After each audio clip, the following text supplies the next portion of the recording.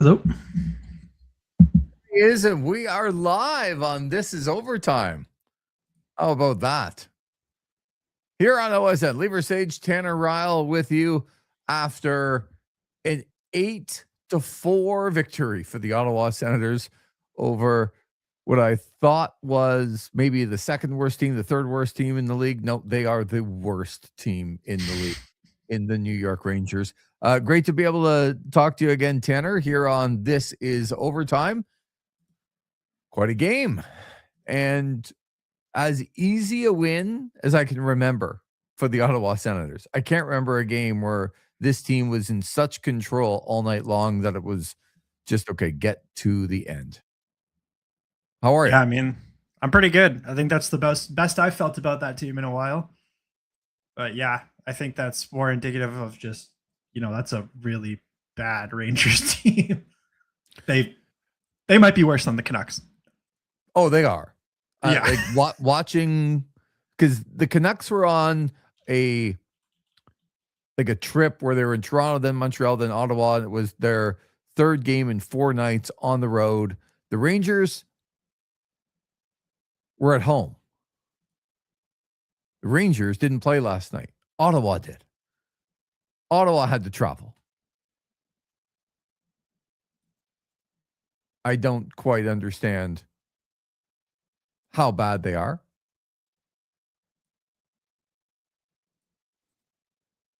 However, 8-4 doesn't matter, as we said. First of all, I hope people are listening, and welcome to This Is Overtime. We hope that you're going to be with us on the chat. We are live, correct, Tanner? Yep. I was just double checking the YouTube studio. I see Ethan's popped into the chat here already. Oh, fantastic. Working on my end. I can see your camera seems to be freezing sometimes, but your audio is fine. So yeah, your camera froze in the pregame. I didn't tell you. I didn't tell you every little nook and cranny. Hey, the stream's not running through my end though. It's yours we gotta worry about here. Okay. But positive Ethan is in already. Finally seeing some life from Brady. You look good. Negative Ethan. Got to shut it down better in the third. Oh, come on, Ethan. Like you and I, Ethan and Tanner could have defended the New York Rangers once it was 6-0 in this game. Yeah. My only positive takeaway from the Rangers is Gabe Perreault is a sick player, and he is going to be good for them if they can actually learn to develop a young stud. But who knows with them? So let's go back to the pregame. And what's the thing I told you that I was most emphatic about, Tanner? Told me a few things. You told me it'd be a high scoring game. High scoring game. Take the over. Take the over at plus 115. Take the over. This game is going over. I don't know, because I did that. Sometimes we need to place a couple shekels down to afford your salary. So we're able to make some of your salary tonight, which was good. But it's just one of those games where Ottawa's coming in. The Rangers are bad. Ottawa's played on a back-to-back. You know that there's going to be some goals in the game.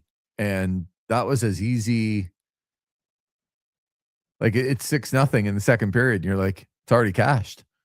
Like, yeah, I mean, it was over halfway through the first, I think. I felt pretty confident that this team was going to close it out. Got a little nervous towards the end there with you did them not being a little loose, like slightly, just with the way the season's gone. Like if they would have, the vibes around the team, this time last week were not very good. No, but that was absolutely in control. I actually cheered for the Rangers to score 6-1. Yeah. So the MSG looked empty by the end of that night. Well, how about the mock cheer? I don't know if you saw in the middle of the game when they got a shot on goal. That was fantastic. Oh my gosh. And I heard the Fire Drury chants were pretty loud as well. Yeah. As they were the game before. Like, that is just a dreadful product to put out. A dreadful product. But let's talk about the positives, because as Ethan said, not only Brady, but a lot of guys showed up. I was looking for a big game from Dylan Cousins. He had a goal, 2 assists, 3 points. You were looking at that line overall. Yeah. Of that second line, Kachuk, 4-point night. Yep. Cousins, 3-point night. Greg, 3-point night. There you go. I said that line would be the difference either way. And I know that you were right alongside with that. 10 points on the night And man, it just looks so easy. It looks so easy for them. The shots end up being 31-22. There's a point in the second period where the Rangers still only had like under 10 shots, and you're like, this is so bad. But you look at Brady's stat line tonight: 1 goal, 3 assists, 4 points, a +3 in just 13 minutes. Coach Green scaling them back a little bit when they didn't need to be out there. 6 shots on goal for Brady. He was visible tonight. 4 shots on goal for Dylan Cousins.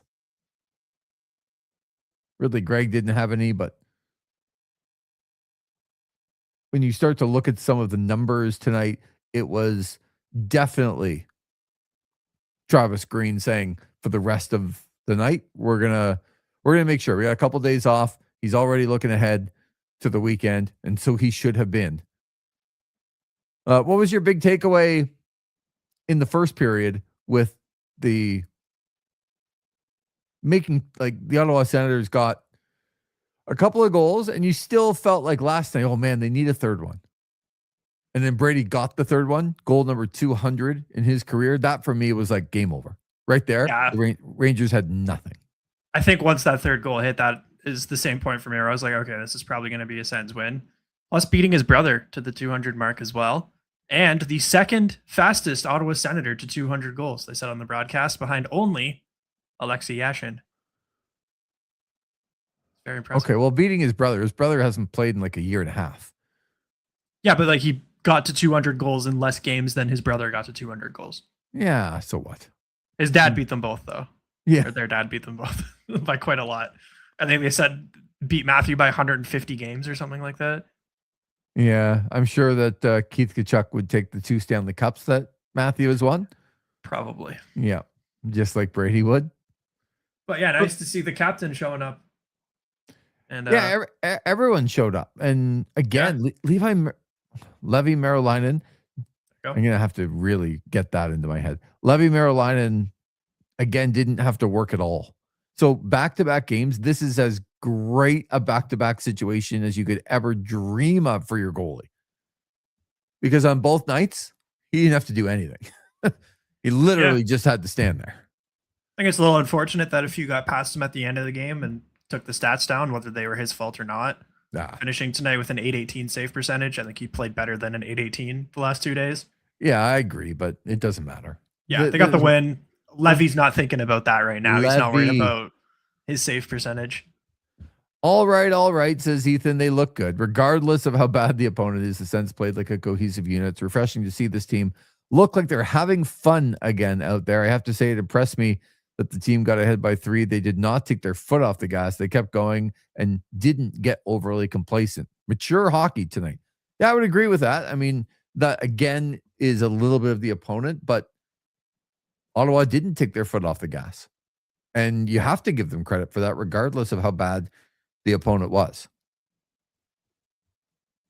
I have a really good trivia question if you didn't see it. Okay. It wasn't on the broadcast, I don't think.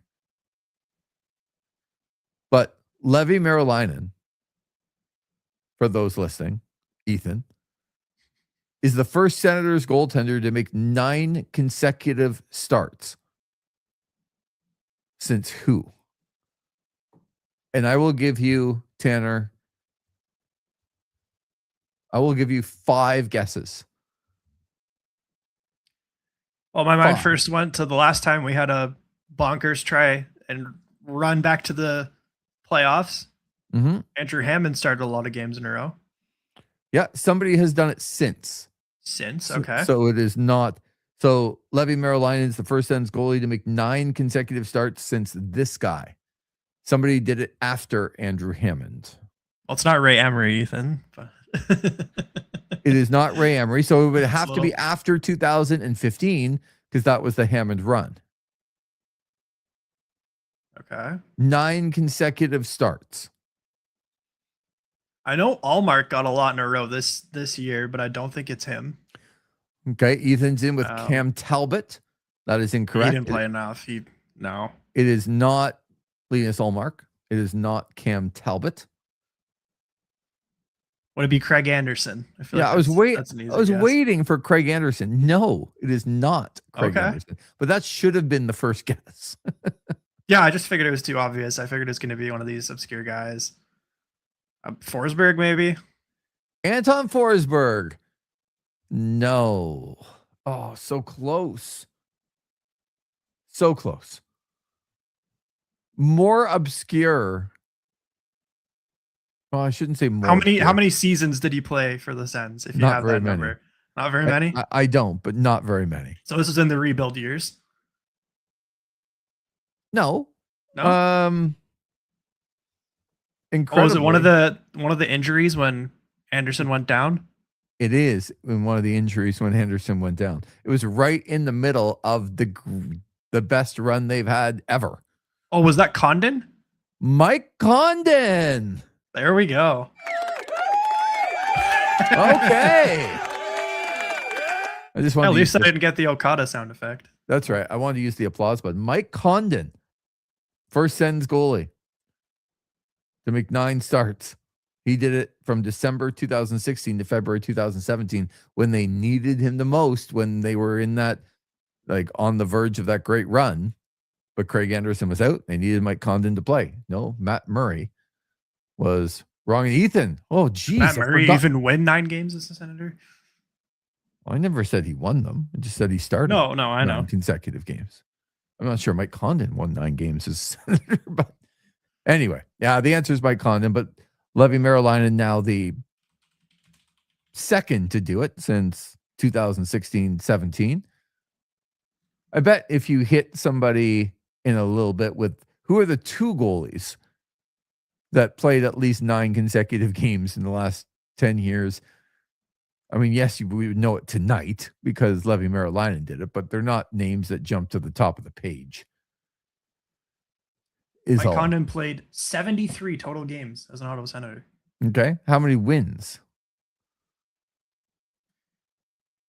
24. Okay. Well, 24 big ones.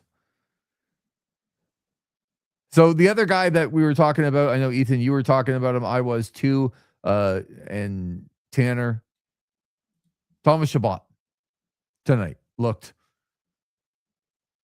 much better. I don't care really what happened like in the third period. I know he scored. It wasn't a great goal, but he played. I think he played the most of any Sen tonight. No. He did. Yep. Sorry. Yeah, he did. 23-12. You should know better to question the host, except the host is wrong all the time. So I understand why you do it. But he had, 4 shot attempts. He played the most, and he looked like he was up in the play. He looked like he had a little bit of energy tonight. And for me, he said, I wanted to see it out of Chabot. I wanted to see it out of Kachuk. Wanted to see it out of that second line. And tonight, Tanner, is checkmark, checkmark, checkmark from all those guys. Exactly what you're looking for.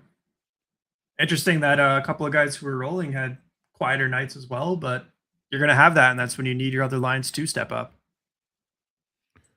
Actually, isn't it the best time to have a bit of a cool off when the rest of the team scoring 8 goals? Exactly, yeah. And having, I was looking at Claude Giroux, who's been unreal lately and probably deserves a night off, but 0s across the board for him. Yeah. Interestingly, even not the best night in the face-off dot for. Yeah, I was going to say he went less than 500 in the face-off dot for the first time maybe like ever. The Rangers took it 66%.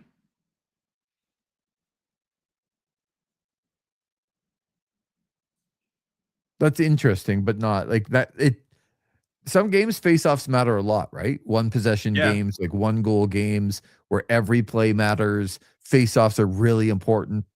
They were not important tonight. They were never important tonight. Nope. So you can get fooled, I think, by stats sometimes when you add all these things up. Like, don't care that Merrilainen let in the goals at the end of the game. Don't care about the face-off percentage tonight. You care that they looked like they went out and just dominated a team that was easily dominated, but still they went out and did it. And like I said to you on the pregame show, I really do think that after this 8-4 victory tonight for Ottawa, a 2-1 victory over the Vancouver Canucks last night, I don't know if they feel great about their game, because if you know and I know how bad the Rangers and the Canucks are, they do too. But for them, I think it just gets them home tonight. It gets them reset. They have 2 days off before Montreal and Detroit. They don't play Thursday, Friday. And with the weather, I would doubt anybody's coming to the rink tomorrow. And they'll probably just leave it for Friday and get set. And this, to me, kind of puts a little footing under them. They get a little stabilized, would probably be the best word. I don't know if they're like ultra confident, but they're stabilized. And what that will do is give them as good of a chance to go into the weekend. And if they're able to win a couple of games Saturday, Sunday, now you got some confidence. Now you got some momentum. Also glad to see the fourth line doing well tonight. Tight checking, moving the puck well. Probably most importantly, their passing was tight and crisp. I really enjoyed watching their line. I know we label them that way, but they've been pretty good. And I know last night, like if you labeled the lines, the ice time didn't reflect it. Certainly didn't reflect it tonight when Travis Green put the top couple lines on the bench in the third period. But that's where I feel like Tanner, Ottawa has ended up being okay. Like their third and fourth lines have not been the reasons why. The reasons why they've lost is, their goaltending, number one, and number two, their top players not being there every night. Yeah. And I got to say, one guy I really enjoy watching is Lars Eller. He stands out to me on most nights as a fourth line center. I think he's as good as a fourth line center that you can get. Really nice signing by Staios in the offseason. Yeah, he's smart. You watch a couple of the guys, like last year when David Perron got healthy, I really understood how smart of a player he is. Amadio, very smart. Lars Eller, same thing. Can't do some of the things he used to be able to do in the league, but man, is he a smart player. Rarely makes big mistakes. Out of town scoreboard tonight. Devils get a 3-2 overtime victory over the Seattle Kraken, and the Buffalo Sabres continue to play very well. They took care of the Philadelphia Flyers 5-2. That was a big game because both teams came in 1 point out of a playoff spot, tied with each other in that spot. So Buffalo gets a big victory over Philadelphia. No score early with the Vegas Golden Knights and the LA Kings. There's only 4 on tap tonight in the National Hockey League. So that's why Ottawa just has to win. They have to keep winning, because every time you turn around, it's like, okay, they've won 2 in a row, but Buffalo also won tonight. New Jersey won tonight. And look at last night with all the teams around them, a lot of wins around them.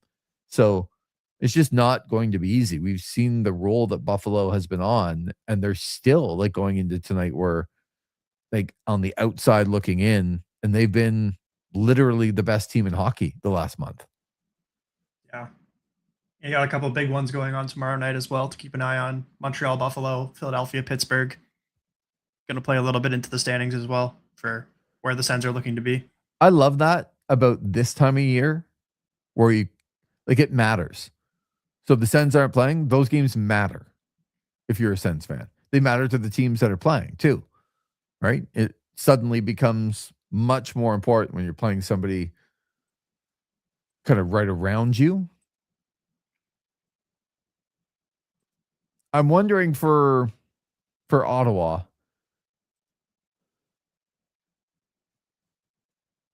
now what do? You know that Marilainen's going to start on Saturday. Has to. Right? There isn't a conversation, is there? No, I don't think so. Unless Allmark's miraculously back, maybe you would consider it. But even then, I don't know.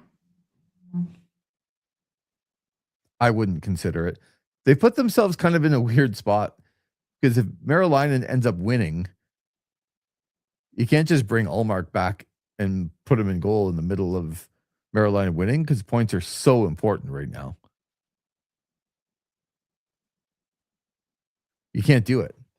And then Reimer's just there, and I understand why he's there. But I wonder how much action he's really going to get. Yeah, especially if Allmark his equipment's out there in the media. It's appeared back in the Sens locker room. You gotta wonder, if just I don't know if Reimer showing up really lit a fire under Levy, or if it's just reflective of the opponents the last couple of nights. But he's putting up some nicer numbers, and maybe he's fighting to stay in the NHL right now. Yeah, I don't think there's any doubt that he is. With Allmark on the verge of coming back and Reimer there with the one-way deal as well, he's definitely fighting to be there, because the idea would not be for Merrilainen to be the backup to Linus Ullmark for the consistent future with the signing of James Reimer. The idea would be that if Ullmark is ready to go and you're going to put him in and he's going to be the guy that you can put in more times than not, then Reimer is going to back him up and Merrilainen is going to go down to Belleville and play. You have to have a guy continue to play. However, if he keeps winning right now and shows that he really can be one of the reasons why Ottawa is going to get back in the race, how quickly are you to send him back down to Belleville and keep Reimer and Ullmark, who both haven't played at all in the last little while? And Ullmark hasn't been good for a while. Like you said, I think it's just a lot riding on Saturday. Surely you have to play Levy Saturday now against Montreal. And you see how it goes from there, because these two teams were not good the last 2 days. Levy, a week ago, when we were playing contenders like the Colorado Avalanche, Levy didn't look very good. So 2 games against these bottom tier teams, bottom of the barrel ones, I don't know how much that changes the management's mind or the coach's mind. I think Saturday is the real test you're looking at for Levy Merrilainen that might determine where things go with him. Yeah, I don't think that's understating it. If Merrilainen is the reason why you beat the Montreal Canadiens on Saturday, now you got a real decision in Detroit. Because not only is there travel, not that it's that big of a deal, but between last night and tonight, you had 24 and a half hours between a 7 o'clock start and then a 7:30 start in New York. Saturday, Sunday, you're going to have the same 7 o'clock Saturday night start, but only 22 hours until the game, which, by the way, if people didn't know, is the minimum that you can have between games in the National Hockey League. Also important to note that they've got 4 games in 3 days there. So maybe they'd want to have somebody fresh as well for the Blue Jackets who are waiting on Tuesday. 4 games in 3 days. Yes. Sorry, I don't know. 3 games in 4 days. Okay. I wasn't being an ass there. I actually didn't know what you meant. No, you're good. You're good. I could be an ass at other times, but I wasn't being one there, I promise. I just didn't understand what you were saying. They've got the back-to-back on the weekend, and then Tuesday they are in Columbus. Right. So they have the 1-day break there. I don't know if you can count on a goaltender to play 3 games in 4 days, but that could play in a part of it as well. Maybe you want to save Levy for the Blue Jackets after Montreal. Then, okay, so Ethan and whoever else is listening in on the chat, get in on the chat. Let's go. This is overtime, baby. On OSN, 8-4, the Ottawa Senators defeat the New York Rangers. Lieber Sage, Tanner Ryle with you. Let's say, give or take, the Ottawa Senators defeat the Montreal Canadiens 3-2, and the shots are 35 apiece. Maybe it goes to OT. But Ottawa wins. Are you starting Merrilainen on Sunday with a very short turnaround against another opponent that you're trying to bring back to yourselves in the standings? In that case, with it being an overtime game, he's playing even more. 35 shots. It's a little more than he's faced the last couple of days. I think I might go Reimer. And then have Levy ready to go for the Jackets. I guess, but if you've won 3 in a row and you're feeling as good as you felt in a while, are you really putting in a guy that hasn't played an NHL game this year in that spot? I get that, but you do have to save your young goaltender as well. I know. They can't just ride him into the ground. What happens if he goes down in addition to Allmark? Craig is in on the chat. Oh, it's good to hear from you, Craig, who says Levy 818 save percentage tonight against a bad team does not instill confidence. See, negative Nelly over there, Craig. This team was well in control. And what do numbers actually mean when you're up 6-0? Like, I was bored watching this game, let alone what Merrill-Leinen was doing. Like, the Rangers didn't even threaten. They are so... I thought Vancouver last night was the worst team that I have watched this year. That lasted 24 hours. The New York Rangers are the worst team I have watched this year.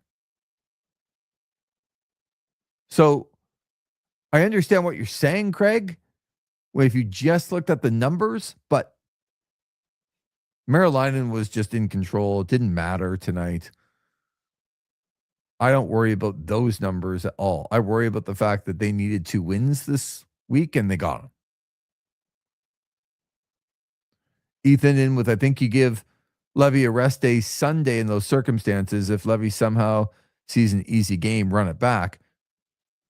Yeah, all of the circumstance around it tells you that Merrill-Leinen should start Saturday and Reimer should start Sunday regardless because it's such a tough turnaround. Travel, who knows what the weather is going to be like. You still have to go to Detroit from here. It's, a good 90-minute flight to get there. And then you play at 5:00. No morning skate. It's a really difficult turnaround for a goaltender. It's a good team too. Yeah. My only point, well, Ben would say that they're absolute pretenders. So second in points percentage behind the Colorado Avalanche, I believe, since the new year started. Yeah, a bunch of pretenders, eh, Ben? Who's on their team anyway? You should watch their team. They're better than you think. The idea, though, all I'm saying from the big picture is if you are climbing into a playoff race and now you have 3 wins in a row, including one over one of your rivals at home, there'll be a lot of energy in the building. You've now won 3 games in a row and even a smidgen of a chance to get back up in the race, and you're going to start a goalie that hasn't played a game this year. And played how many games all year in other leagues? 3? 1 in the AHL and 2 in the Spengler Cup? That's the guy that you're going to start against the Red Wings? Oh, look, you know what? Just make fun of people, Tanner, and they'll come in. I guess with this setup, we can start throwing some comments up here. I forgot about that too. Best since the start of the year. That's like 2 weeks. Yes. So thank you. We know that you turned another year older already, so it feels like forever. These 2 weeks, Ben. But happy birthday yesterday. So what? We have stats all the time.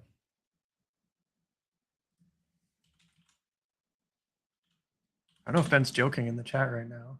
I gotta check that.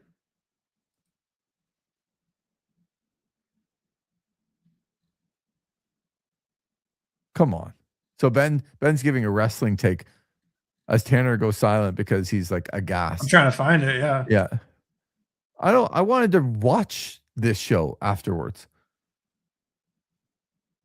Ethan says you have to look at the goals too. Bad play from Perron basically sets up a Rangers 2-on-1 off a bad pinch. Weird bounce. A Jensen screen, Levy. Numbers don't always tell the story. From Ethan.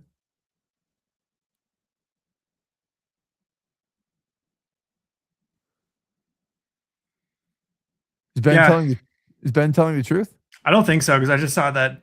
Well, I don't know if you want to spoil, but Well, did he win the title? That's all I want. I don't believe so. Right. But do I trust Tanner? Ben? Pretty That's the thing. trustworthy guy. You are, but maybe you're talking out of line and you just don't know. That's all. Yeah, he's lying. Of course he is. You know what? He's always wanted to pull a little bit of a ruse. So does tonight instill confidence back in you, the Ottawa Senators fan, if you're listening? Want to know on the chat?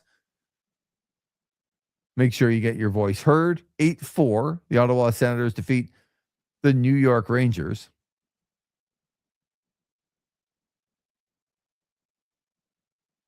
The answer is no, Ethan.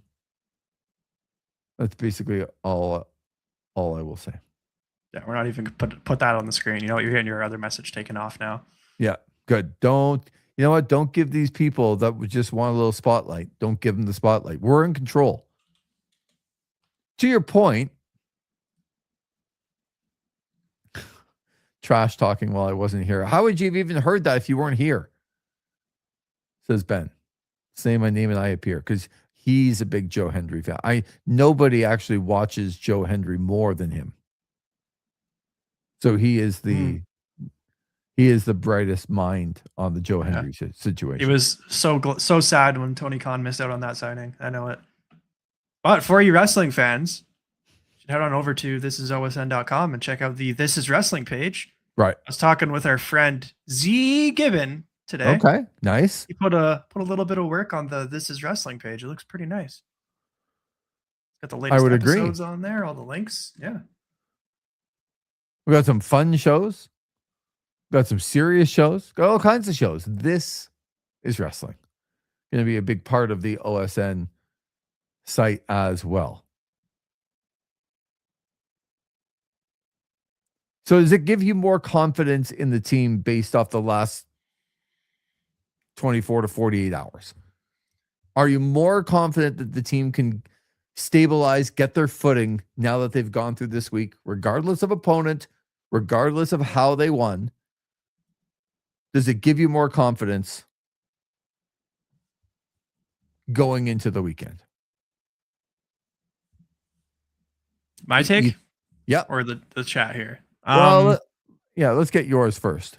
Order of importance. Just after watching these two teams that we played, I'm leaning towards no. Who's we? Like we just watched them. You and I watched this team play. Yes. The teams that we watched the Senators play. Yes. In the Vancouver Canucks and the New York Rangers. Yes, I think I've seen AHL teams better than those. It was as dreadful a 48 hours in hockey from an opponent standpoint that I've ever seen, like back to back. Yeah. So confidence-wise, that doesn't instill a lot, but I think the signs of life that we've seen from the Senators the last two nights is more encouraging, especially tonight, seeing guys like Brady and Cousins who have struggled a little bit more, getting on the score sheet, Shabbat looking more himself because, this is what we're going to need. We need these guys to start clicking and start scoring goals and getting some more saves from our goaltender. And I think he had an all right game tonight. Ethan's coming in here with his take. I have confidence seeing the team play with some cohesion. I have concern because it's against bottom of the barrel teams. So if we can do it against a team like Montreal, I will have full confidence. That's about where I would lie as well. I think what actually gives me a little bit of confidence that they might have found some of their footing is in the first couple of periods against Vancouver, it was just one-way traffic all the way. And it should have been more. They could have stepped on their throat. They didn't. They let Vancouver back in a little bit in the third period. A little bit worrying, but they had much more energy in the first couple of periods against Vancouver than when you go back to the Florida game. So you're like, okay, I know they hung on a little bit. They gave the Canucks life. They probably should have scored a couple of more times and made that game out of reach earlier. Not what happened, but did they show energy? Yes. Did they look like they were a little bit more urgent? Yes. And now you come on the road and you do the same thing. And to Ethan's point earlier, even when they made it 3-0 that we're discussing, that was kind of the biggest in the game, they kept going and they kept going. Like even at the end of the period, New York had the puck behind the net, forecheck out in front. Dylan Cousins scores with 5 seconds to go.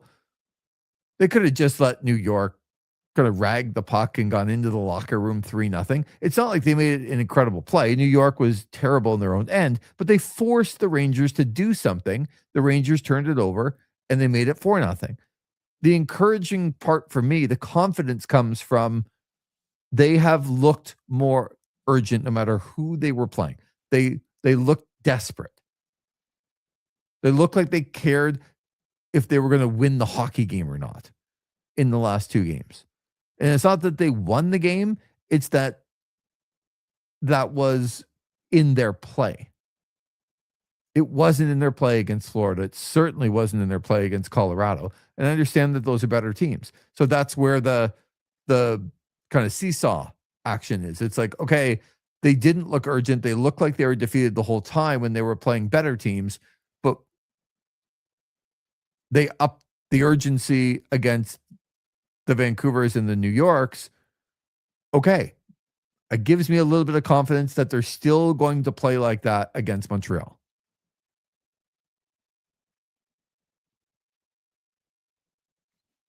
To that point, this is my concern. You cannot let a team like Montreal have any life. It's hard, Tanner, to watch every single team every single night in the NHL, but I don't know of another team that can look like they're going through the motions and gain that life as quick as the Montreal Canadiens can. Colorado just has it all the time, but Montreal, when you watch them play, they look to me sometimes like, they're just kind of sleeping. They're not very skilled. And it's like one thing will happen in a hockey game and bam, the Canadiens have just turned it on to a completely different level. Yeah. I think we saw it a little bit last season as well. They were just like the cardiac Habs. They were out of it and suddenly they score in the third period and they're taking it in overtime. Somebody cover Caulfield, please. Yes. In overtime. Can we do that?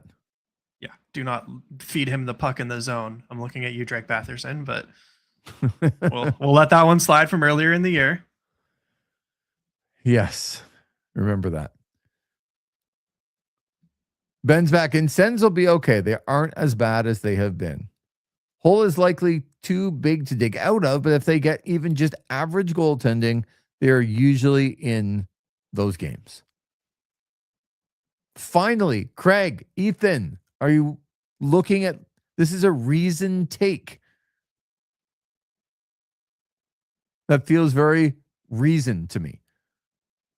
And we've said that, haven't we, Tanner? Like, just imagine if the Sens got 900 goaltending this year. Because 900 goaltending isn't incredible goaltending. It's just kind of average goaltending. But they are 100% a playoff team right now with 900 goaltending. You look at every advanced stat, everything offensively, everything defensively. This team is top 10 to top 5 in the league. Expected goals, I'm pretty sure we're first in the league. Or maybe it was expected goals against, one of those advanced stats where we're right up there with Colorado and Carolina and these elite teams. But we are bottom of the barrel when it comes to goaltending and killing penalties, which kind of goes hand in hand with goaltending. Average goaltending, this team's a playoff team. And it is the thing that has been killing their entire season. Craig's in with the 2 games this coming weekend will be a good measuring stick as to where the Sens are as a team. I would agree with that because you got a big rival and a Montreal team that right now is better than you. They're not unbelievable, but they're better than you. And they can have that energy at all times. And then on the quick turnaround, you go to Detroit. You might have to play with a guy in goal that hasn't played an NHL game this year. It will be a test to what the rest of the team is going to be like. So definitely agree there. Ethan says 15-2-2. See, Ethan can say we. That's his team. He's allowed to say we. 15-2-2 when we have 900 goaltending. That tells me what I need. Use me twice and I in a very short time frame. That feels very much like Ethan. Also, he did bring up the fact that out of town update, Josh Norris out with an upper body injury. You hate to see it. Couldn't happen to a better guy. It's unfortunate, but you have to be glad that it's not the Senators that are dealing with that. There's nothing else to say other than it's sad, right? Yeah. Like, Great player when he's healthy, great human from everything that I've heard. mhm. Just can't stay healthy. And it sucks for him. I hope it's nothing serious because I do really like Josh Norris. I don't know if we mentioned last night. I thought it was interesting. Ben wants to know if Allmark plays on the weekend. Equipment was back in the locker room. No. I feel like this weekend, yeah, I would rule him out pretty safely. Don't you have to practice first? Yeah, you got to practice. He's got to be around the team. Personally, and this isn't coming from any sort of source or inside information, just speculation. I'm wondering about that back-to-back next weekend. I think that's the earliest we might see him because I don't imagine he's going to be playing in Columbus or Nashville next week, but that back-to-back against Carolina and Vegas, both at home. I wonder if that's the time. It's definitely not going to be this weekend. You have to be back practicing with your team. Yeah, we can definitely rule out this weekend. And that's like from a normal situation when you've been away, you have to come back as a goalie and be practicing. Yeah, even Columbus seems way too early for me. I don't think Nashville makes much sense.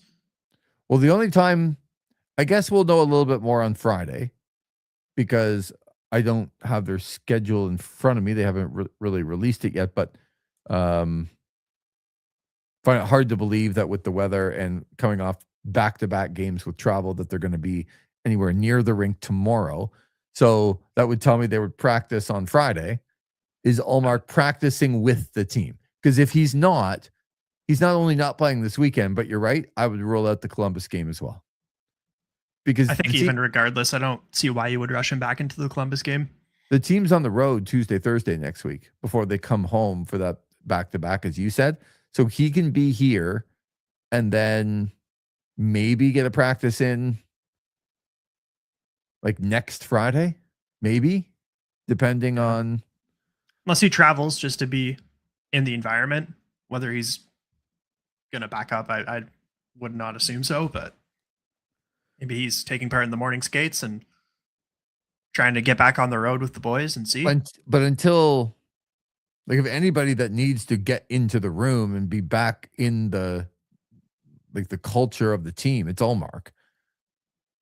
As a goalie, you can't just not play. Yeah.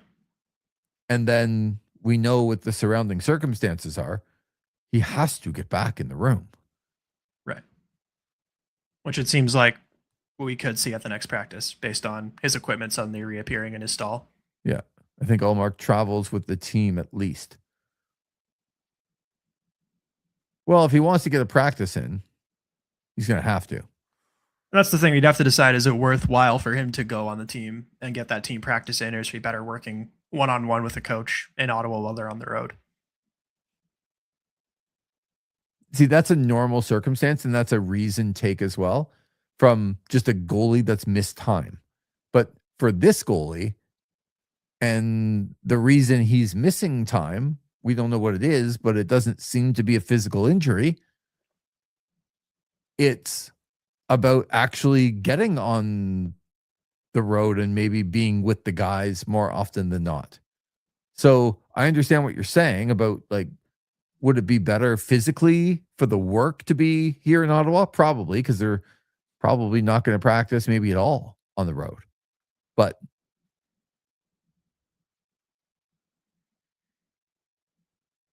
I mean, I hate when hosts say this, but we'll have to wait and see. I think it's a cop-out usually. Oh, we'll just have to wait and see. But until Olmark gets back with the group, it's at that point, it'll be a few days For at sure. least, right? So he's not back, like he's back at the rink and he was on the ice before practice, but he's not actually with the guys. So Yeah. until he's with the guys on the ice, then you can start counting a few days, maybe a couple of games, and then there's a chance for him to get in. All the Yeah. while, Marilainen's like, well, I'm going to just win all these games, and then you guys are going to have a bigger problem, which would be a great problem for the Ottawa Senators to have. But you mentioned it, right? Like they played last night, they play tonight, they play Saturday, they play Sunday, they play Tuesday, they play Thursday, they play Saturday, they play Sunday. There is a lot of hockey going on. And ideally, they probably want him. I mean, not to put a timeline on it, but you got some of those big teams coming up. If you can get a Linus Allmark back at 100%, that'd be huge. But the signs are starting to show up, and I think it's just a little too premature. Like we don't have a timeline. It's not an injury where we knew he was in like the 6 to 8 week range or something like that. Mm-hmm. Like we're starting to get the signs, but I think the signs are a little too early. Yes, he's been skating. Green's starting to talk about it. His equipment's back in the room, but yeah, like you said, until we start seeing him with the team, that's probably at the point where he's a couple of games out. And there's really nothing else to go on until then. Like we can all sit here and talk about it, but until Linus Ullmark is back in the room with the rest of the team, it's at that point you can start even trying to speculate when he's going to get back on and be the goalie for the team in a game. Because it's not going to be, he's just not with the team, he's not with the team, and all of a sudden he's going to show up and be in goal. If that were the case, they never would have gone out and got James Reimer in the first place.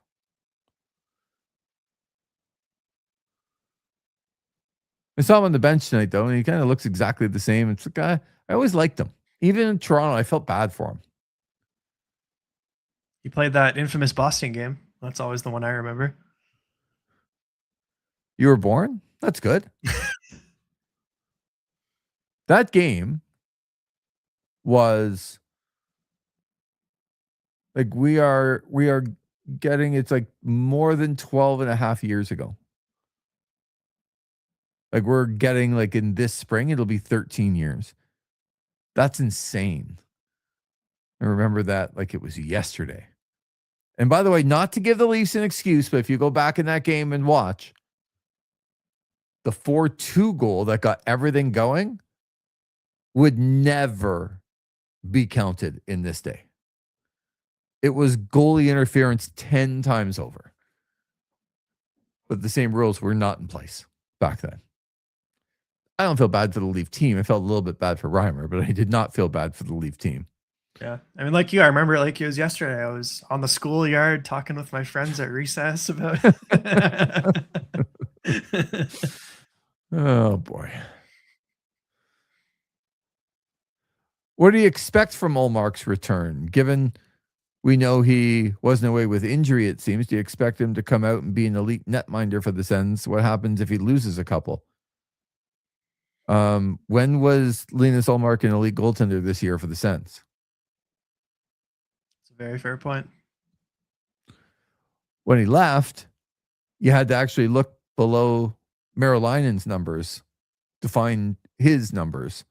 And at one point, they had the 80th and 84th best goalie in the NHL. I will remind people there are 32 teams. And when you sort it by increasing the number of games played, it's not much more flattering. Like Bennington was worse at one point, but right.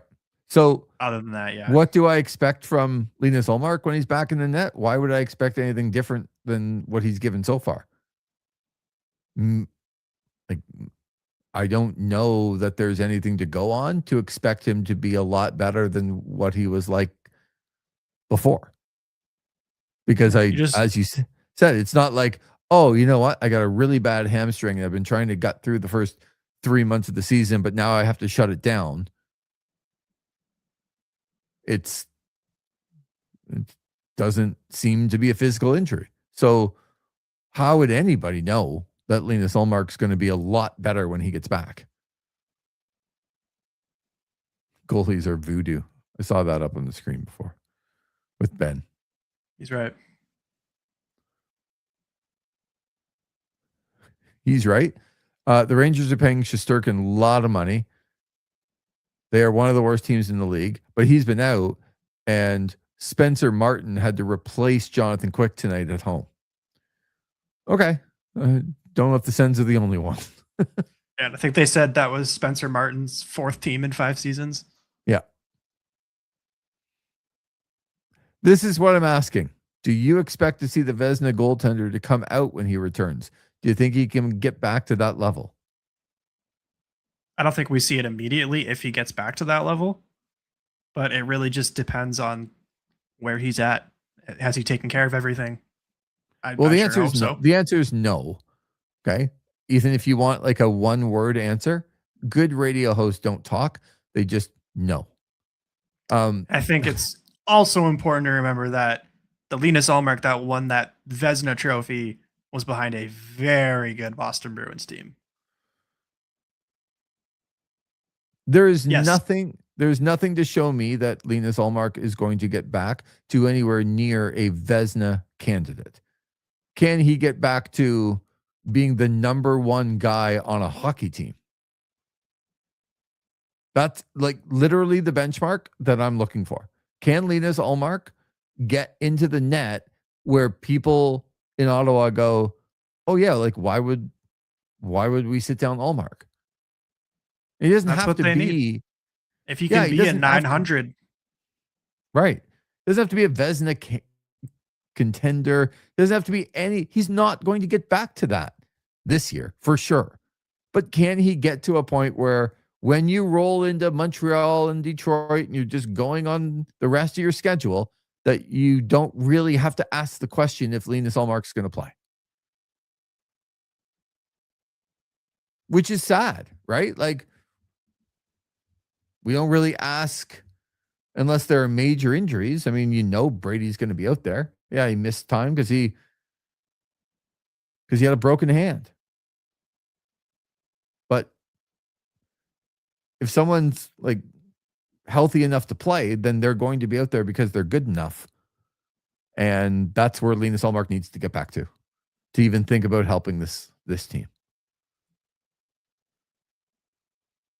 But there's no chance he gets back to anywhere near like a top 5 goalie in the league. Certainly not. No. He's so far from that right now. You just have to hope he can just be the number one on this team. Yeah, like I said, 905 would be a miracle. 910? And we're really rolling. 910. Like that's. I'm not going to go further than that. I know you can't, but even 910 seems like that's not even that good. But for this team and what's happened this year, yeah, it's really good. I feel like goaltending numbers are just down in general this year as well. Kind of curious about save percentage leaders. So I'm going to pull it up. While you do that, I'll pull up the fact that Ethan says, I know you hate the discussion around Peters, but do you think a change in coaching will help sustain and support his level of play long term? I think you'd have to ask Linus Ullmark if there's some issue with Justin Peters. Because if there isn't, that's on the guy getting millions and millions of dollars. And it's not on the goalie coach. I don't like how could you even think right now that a goalie coach is responsible for Ullmark playing badly and a poor defense core and maybe Merolainen not being like it just doesn't. Can a new goalie coach maybe give people a fresh start? Sure. But if that's the reason, if they change the goalie coaches and all the goalies are that much better, that's actually a really poor representation on the goalies. Linus Ullmark won the Vezina Trophy. Linus Ullmark makes over, $8 million a year? This isn't on Justin Peters. But if you want to change him, Ethan, if that'll make you sleep at night, if bringing somebody else in makes you sleep at night, and then Allmark gets to like the 68th best goalie in the league, and you're like, I told you, Lee, told you. All we need to do is bring in a coach. I think it's worth the conversation for sure, but I don't think that's what's killing this team. Yeah, it's worth the conversation within the entire organization, like whether they have the right fits. I'm sure that conversation's been happening behind closed doors. They've replaced just about every other member of the staff with Steve Stajos' guys. They forgot about the goalie coach, right? Hey, we're going to bring in all the rest of our guys, but kind of forgot about the goalies. I don't think so. Maybe there's a guy that they have their eyes on that's just not available right now or wouldn't be until the off season. But we do know that Allmark's been spotted at the CTC with his goalie coach from Sweden, someone he goes back a long time with. That's been making the rounds a little bit. So is there smoke there? Maybe. Because if Allmark is your guy over the next few years, you want to give him the goalie coach that he's going to connect with the best and the one that you think is going to give him the best chance to win. So I understand that part of it, but what you also have to understand as an organization that you're not going to fire people and bring in other people's guys when they're not being capable on the ice themselves. Right. Like, what has Allmark ever done to get somebody else fired and to bring in his own guy? For me, the answer is nothing. And I don't like setting the standard within your organization that way, because when you start letting players who are playing poorly dictate what you're doing off the ice, that also makes the rounds in the league. For sure. People hear about that stuff and they won't come. And there's enough of a problem right now with, I think, players maybe not wanting to be in Ottawa immediately. I wouldn't be adding that. I don't think it would necessarily have an overnight change. Both Levy and Linus have struggled under him. I'm saying long-term for Linus' sustainability and Levy's development. Oh, Ethan is just hammering this Justin Peters guy like it's all his fault. And all they have to do is fire Justin Peters and bring in somebody else, and all the goalies are going to be fixed. Ethan, it's about personal responsibility with the goalies, Ethan. Okay? It's on Allmark. It's on Merrilainen. It's on them. They're the professional goaltenders. They've had other coaches before that have got them to the highest ranks. World Juniors, Vezina trophies, you name it. Stop blaming a guy who you don't even know who he is because the goalies aren't playing well right now. That's on the goalies. To answer your question, though, Ethan, I think it's a move we probably see in the offseason if it doesn't happen before the end of the year. Feels good. Feels good to just. I'm just impressed. I didn't get you to yell in a fit of rage like that yet on the post show. Right. So. On This Is Overtime. This is overtime. I was curious about goalie numbers, and yes, not as bad as I thought. So there are 15 goalies with a 910 or higher in the league right now. 15, yeah. So 910 is literally the average. Yeah. Like the median. And over 15, you've got David Riddick, Spencer Knight, Dennis Hildeby, Casey DeSmith, Philip Gustafson, Ilya Sorokin, Igor Shesterkin, Andrei Vasilevsky, Logan Thompson, Scott Wedgwood, Devin Cooley, Joseph Wall, Philip Grubauer. This is your top three here. So Grubauer. Second place, Jesper Wallstedt. First place, Mackenzie Blackwood. Yeah, but how many games have some of those guys played?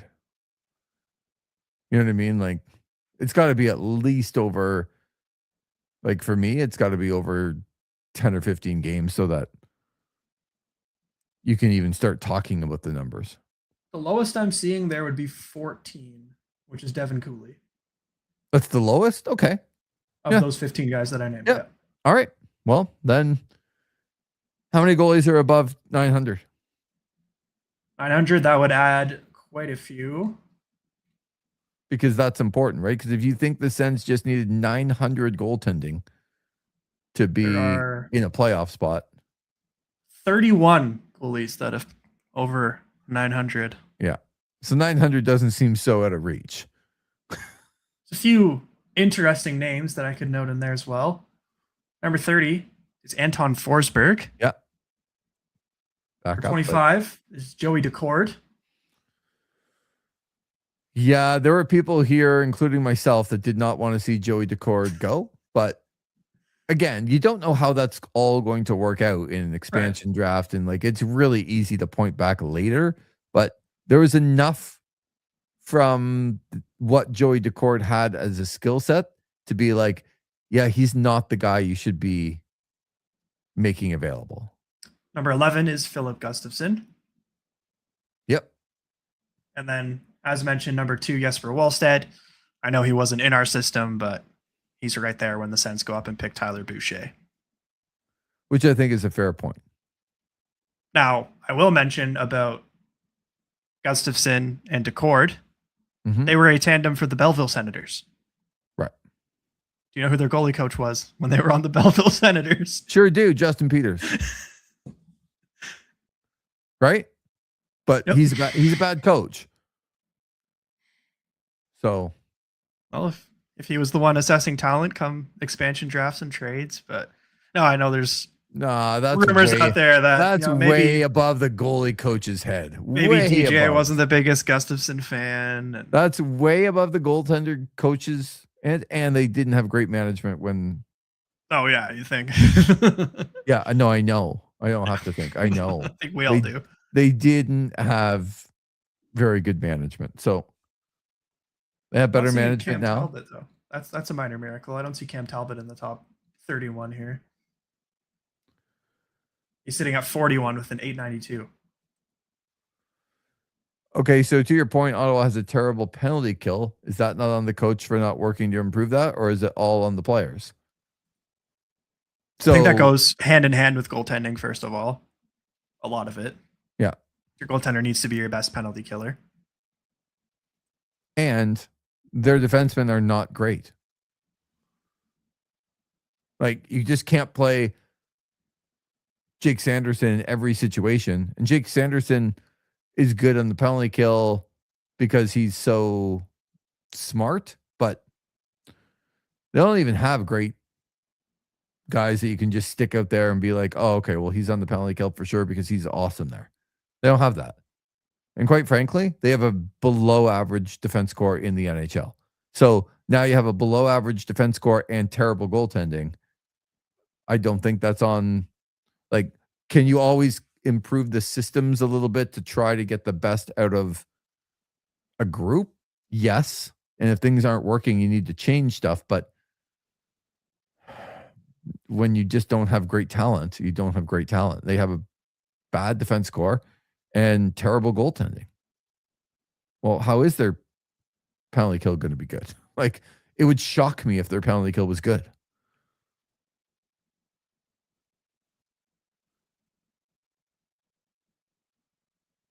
Back to the out-of-town scoreboard, just to update the standings. New Jersey with a goal from Nico Hischier in overtime, beat Seattle 3-2. Buffalo beats Philadelphia 5-2. Of course, Ottawa with an 8-4 victory over the New York Rangers. Still no score. Vegas and LA, the only game that's ongoing. 4 on tap tonight in the National Hockey League. But when you look at the standings now in the Eastern Conference, you have both the Buffalo Sabres and the Boston Bruins and the Washington Capitals. So Washington's in third in the Metro, but Washington, third in the Metro, Buffalo, and Boston all have 54 points. The Leafs, 53. The Penguins and Flyers, 52. The Panthers, 51. The Devils, 50. Ottawa got up to 49 with their win tonight, and Columbus 2 back of them. But again, they won last night, and they got a new coach. Right? The new coach bump. We'll see if Columbus, and they're going to be waiting for Ottawa, as you mentioned, on kind of that third game in 4 nights next Tuesday. It's never one to watch there. Rick Bowness behind the bench, former Sens coach. What's that? Sorry? It'll definitely be one to watch there. Former Sens coach behind the bench. And we know how that Columbus game went a couple weeks ago against the Senators when we were looking for that response, and it just wasn't there. Decord and Gustafsson break out once they get out of the Ottawa system. No, Decord was that good in the Ottawa system. They just let him go. There's a difference, Ben. He would have been this good here. He just didn't get a chance to be.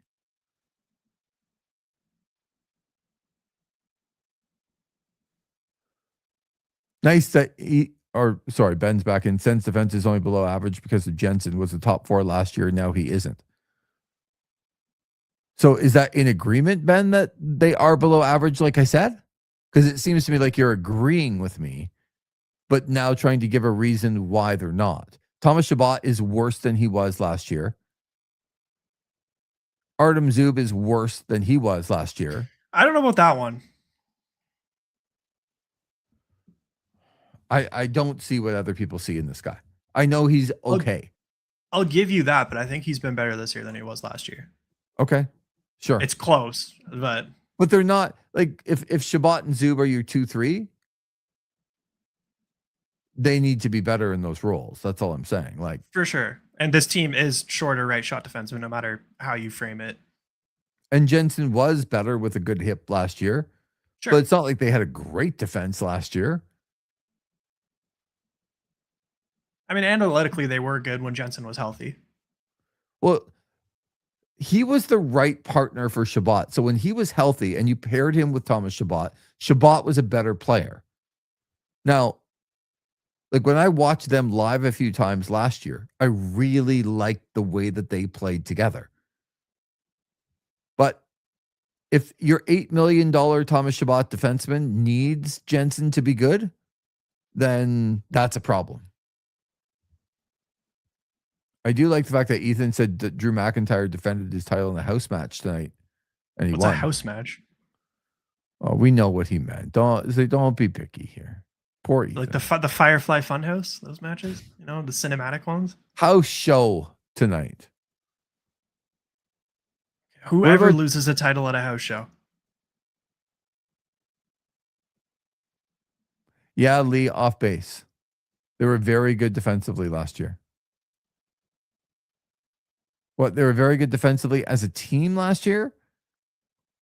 Do you think that defense core was a good defense core last year? They were an average defense core with a healthy Jensen because they had better goaltending and they had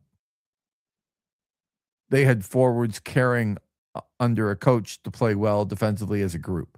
Travis Green can get that team to play defensively together as a group. We saw that when Brady was out.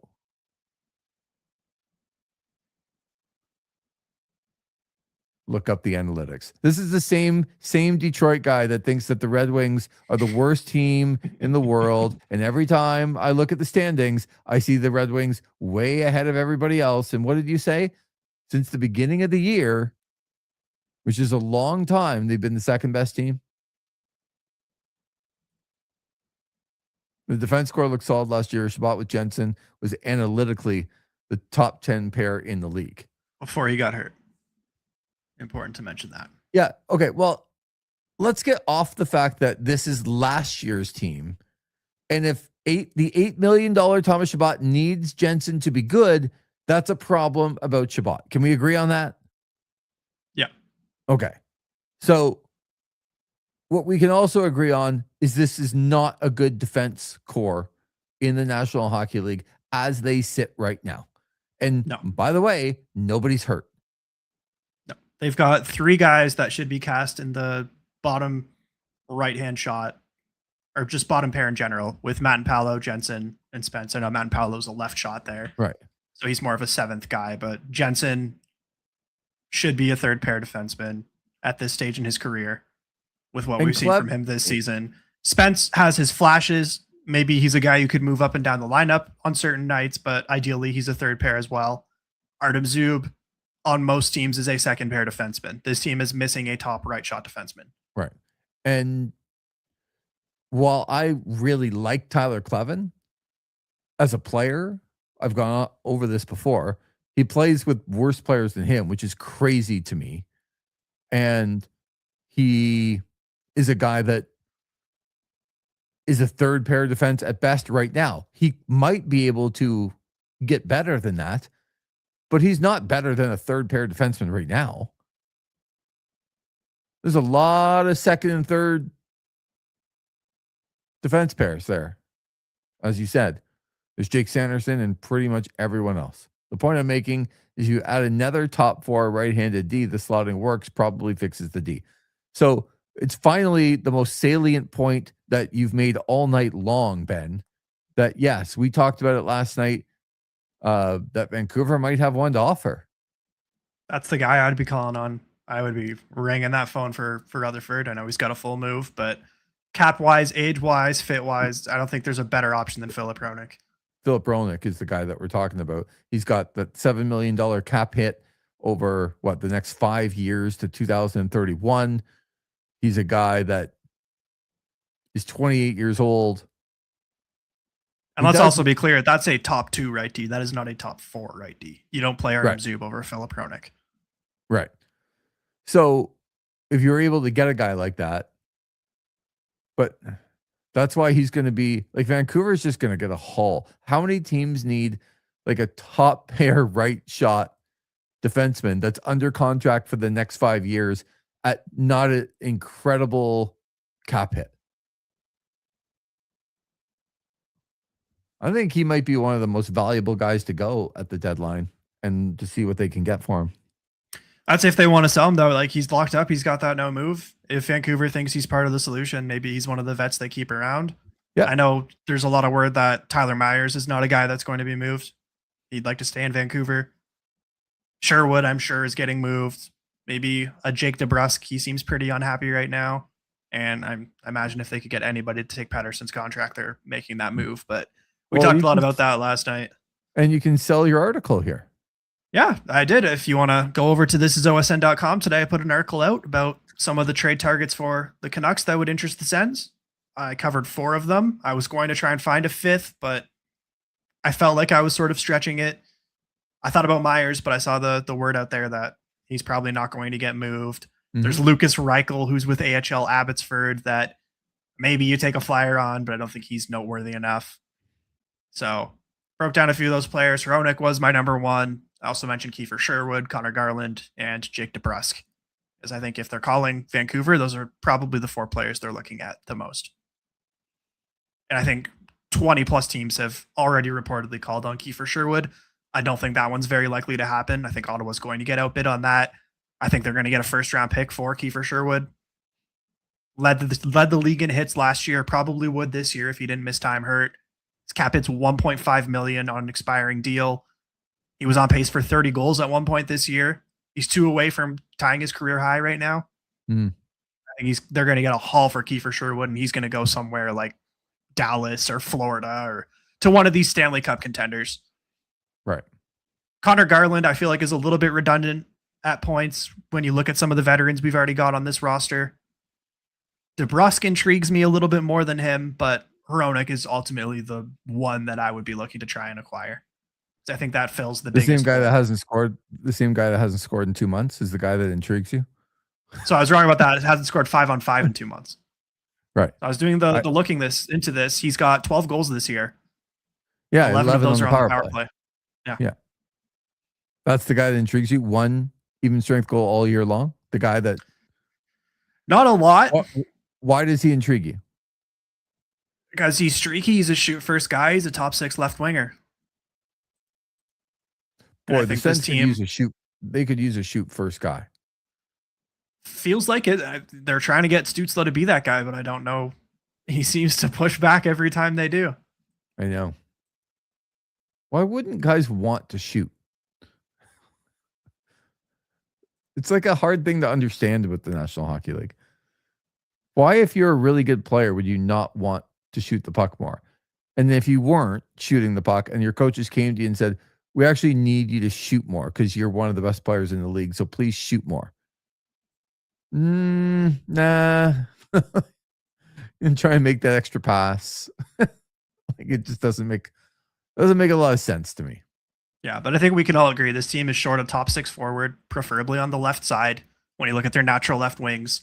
Yeah. After Brady Tkachuk, it's Nick Cousins. Yeah. Greg gets slotted there a lot, but he's naturally a center. And then right D has been a problem for so long. You hope that one of Jakubchuk or Hensler turn into that guy, but you don't know when that's going to be. And after Artem Zub, who ideally isn't a top pair right D, it falls off pretty bad. Yeah.